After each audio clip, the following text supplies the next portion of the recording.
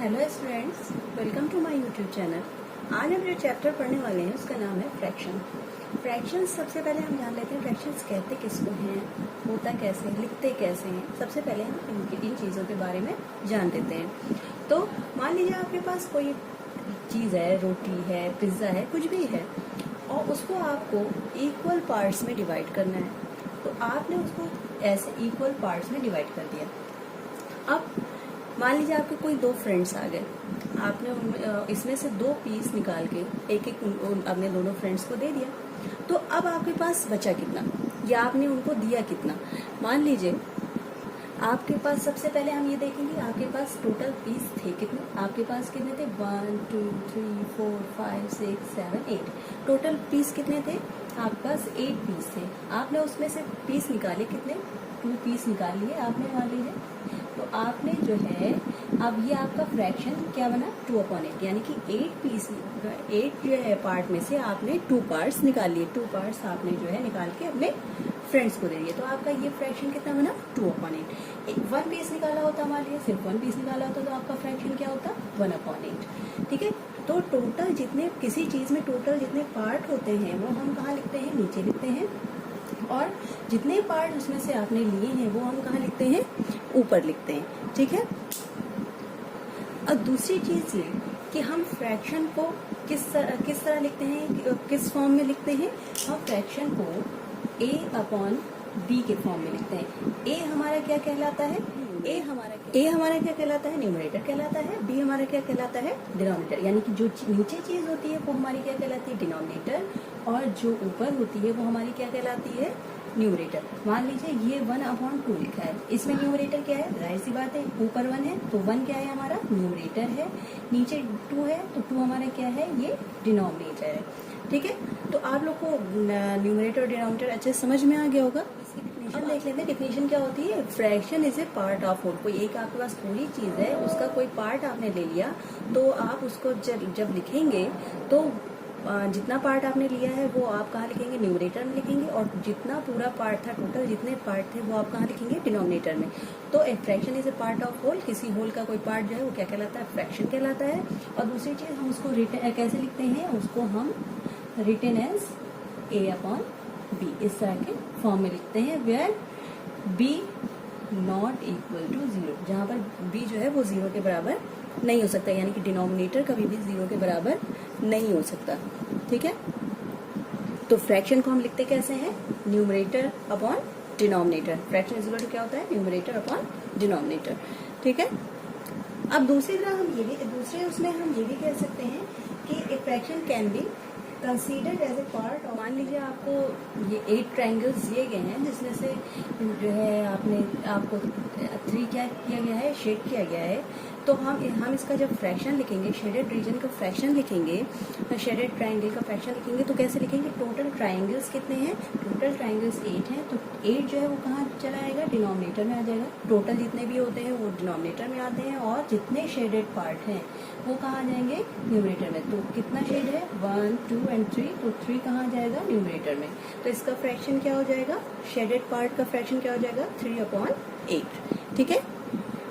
आपसे कुछ इस तरह के क्वेश्चन पूछ सकता है कि जो है determine 5/6 of a collection of 42 balls की, मतलब आपके पास मान लीजिए टोटल 42 बॉल्स हैं, उसका आपको 5/6 निकालना है। तो आप कैसे निकालेंगे, तो 5/6 आप ऐसे ही लिख देंगे, 5/6। और किसका कलेक्शन है, ऑफ 42 बॉल्स। जो ऑफ होता है बीच में मल्टीप्लाई का साइन लग जाता है, और कितने बॉल्स है, 42 बॉल्स। अब आप देख रहे हैं 6 से 42 डिवाइड हो जाता है, तो डिनोमिनेटर से हमेशा न्यूमरेटर क्या होता है, डिवाइड हो जाता है। कुछ इधर भी लिखा हो वो भी डिनोमिनेटर से डिवाइड हो जाएगा, ऊपर लिखा होगा तो वो भी डिनोमिनेटर से डिवाइड हो जाएगा। तो 6 से जब 42 डिवाइड होगा क्या हो जाएगा, 6 7 जा 42। तो अब ये टोटल बॉल्स कितनी आ गई, 5, ऊपर क्या बचा, 5 × 7 बचा, तो दोनों मल्टीप्लाई हो गए तो कितना हो जाएगा, 7 5 जा क्या होता है, 35। तो टोटल बॉल्स कितनी आ गई, 35 बॉल्स। ठीक है।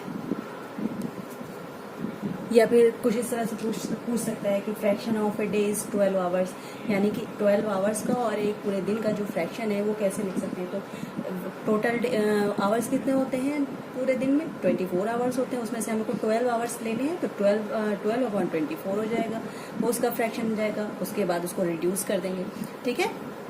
अब आइए हम देख लेते हैं कि फ्रैक्शन जो है वो कितने टाइप। अब हम जान लेते हैं कि फ्रैक्शन कितने टाइप्स के होते हैं। तो मेनली जो है वो फ्रैक्शन 5 टाइप्स के होते हैं। सबसे पहला होता है प्रॉपर फ्रैक्शन, दूसरा इम्प्रॉपर फ्रैक्शन, तीसरा मिक्स फ्रैक्शन, चौथा लाइक फ्रैक्शन और फिर अनलाइक फ्रैक्शन। अब प्रॉपर फ्रैक्शन किसको कहते हैं? जब न्यूमरेटर जो है वो डिनोमिनेटर से छोटा होता है तो उसको हम क्या कहते हैं? Proper fraction. अब देखिए जैसे 2/3 है, तो 2 जो है वो 3 से छोटा है, यानी कि न्यूमरेटर में जो है वो डिनोमिनेटर से छोटी गिनती है, और तो ये क्या है? Proper fraction. तो प्रॉपर फ्रैक्शन में सीधे सीधे हम कह सकते हैं कि न्यूमरेटर जो है वो डिनोमिनेटर से छोटा होता है। फिर आता है इम्प्रॉपर फ्रैक्शन। किसको कहते हैं? जब डिनोमिनेटर जो है वो न्यूमरेटर से छोटा होता है तो उसको हम क्या कहते हैं? इम्प्रॉपर फ्रैक्शंस कहते हैं। जैसे 9/6 है, 8/3 है, 7/2 है, तो सब में जो है देखिए डिनोमिनेटर क्या है? वो न्यूमरेटर से छोटा है। जैसे 9/6 है तो 6 जो है वो 9 से छोटा है, 8/3 है तो 3 जो है वो 8 से छोटा है। तो जब डिनोमिनेटर जो है वो न्यूमरेटर से छोटा होता है तो उसको हम क्या कहते हैं? उसको हम इम्प्रॉपर फ्रैक्शन कहते हैं। फिर है मिक्स फ्रैक्शन।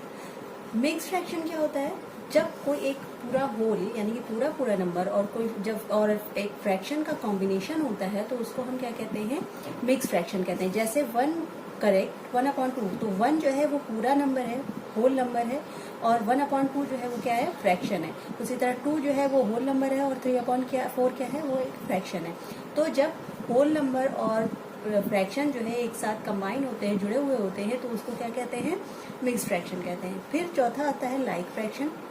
लाइक फ्रैक्शन में क्या होता है? जब डिनोमिनेटर जो है वो सब में सारे फ्रैक्शंस में सेम होता है तो उसको हम क्या कहते हैं? Like fraction. जैसे 1/8 है, 3/8 है, 7/8 है, 5/8 है, तो इसमें क्या है? सब में डिनोमिनेटर में क्या है? 8 है। तो जब जो है डिनोमिनेटर सेम होता है सब में सारे फ्रैक्शंस में तो उसको हम क्या कहते हैं? Like fraction. उसी अब आते हैं अनलाइक फ्रैक्शन में। तो अनलाइक फ्रैक्शन में क्या होता है? जब डिनोमिनेटर डिफरेंट होता है। जैसे आपने देखा था कि लाइक फ्रैक्शन में डिनोमिनेटर सेम था, तो अनलाइक फ्रैक्शन में डिनोमिनेटर क्या होता है? डिफरेंट होता है। जब डिनोमिनेटर में डिफरेंट नंबर्स होते हैं तो उसको हम क्या कहते हैं? अनलाइक फ्रैक्शंस कहते हैं। जैसे 5/17 है, 2/9 है, 5/3 है, 7/9 है, तो सब में डिनोमिनेटर क्या है? वो डिफरेंट है।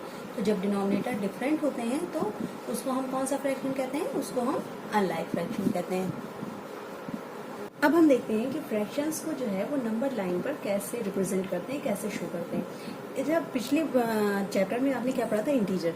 उसमें आपने पढ़ा था कि नंबर लाइन जो होती है उसके राइट साइड में क्या होते हैं? वो पॉजिटिव नंबर होते हैं। देखिए जैसे इधर जीरो के राइट साइड में क्या होते हैं? पॉजिटिव नंबर होते हैं, और 0 के लेफ्ट साइड में क्या होते हैं? निगेटिव नंबर होते हैं।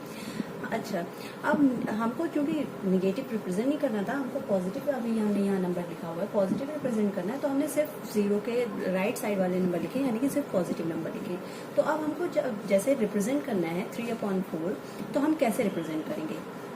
3/4 है, यानी कि आपको इससे बहुत अच्छे से पता चल रहा है कि ये जो है उससे 1 से छोटा है, क्योंकि न्यूमरेटर क्या है? वो छोटा है और डिनोमिनेटर बड़ा है, तो ये जो है फ्रैक्शन वो किससे छोटा है? 1 से छोटा है। तो ये फ्रैक्शन कहाँ पर आएगा? 0 और 1 के बीच में आएगा। तो अब इसको हम शो कैसे करते हैं? डिनोमिनेटर में जितना पार्ट होता है हम उतने पार्ट में जो है उसको क्या कर लेते हैं? डिवाइड कर लेते हैं। जब डिनोमिनेटर में 4 है तो हम 0 और 1 के बीच में इसको क्या करेंगे? 4 पार्ट में डिवाइड कर लेंगे। कैसे? 1 एक पार्ट ले लिया, 2 3 and 4, 1 part, 2 part, 3 part and 4 part. तो हमने इसको 4 पार्ट में डिवाइड कर लिया। अब जो है हमको लिखना कितना है? 3/4। तो 3/4 यानी कि हम इसको ऐसे थर्ड पार्ट पे पहुंचते हैं। एक पार्ट तो आपका ये है, दूसरा पार्ट ये है, तीसरा पार्ट ये है। तो 3/4 लिखना है। 4 में से हमने 3 पार्ट ले लिए, तो हमारा फ्रैक्शन कहाँ पर आ जाएगा? यहाँ पर 3/4, यहाँ पर इस जगह पर आ जाएगा। अब जब हम इस पार्ट पे पहुंचते तो क्या हो जाता है? यहाँ पर आके क्या हो जाता है? 4/4 हो जाता। तो 4 1 जा 4, यानी कि यहाँ पर 1 आ जाता। तो हमारा 3/4 कहाँ आया? यहाँ पर आ गया। तो हम इसको इसी तरह रिप्रेजेंट करते हैं। डिनोमिनेटर में जितना होता है हम उतने ही पार्ट में जो है लाइन को डिवाइड कर लेते हैं, उसके बाद जितना न्यूमरेटर में होता है उतने फ्रैक्शन उतने नंबर पर आके उतने पार्ट पर आके हम उसको रिप्रेजेंट कर देते हैं। आज के लिए इतना ही, नेक्स्ट वीडियो मिलते हैं नेक्स्ट टॉपिक के साथ। अगर आपको हमारा वीडियो अच्छा लगे प्लीज़ लाइक शेयर और सब्सक्राइब करना ना भूलें। Thank you and good bye.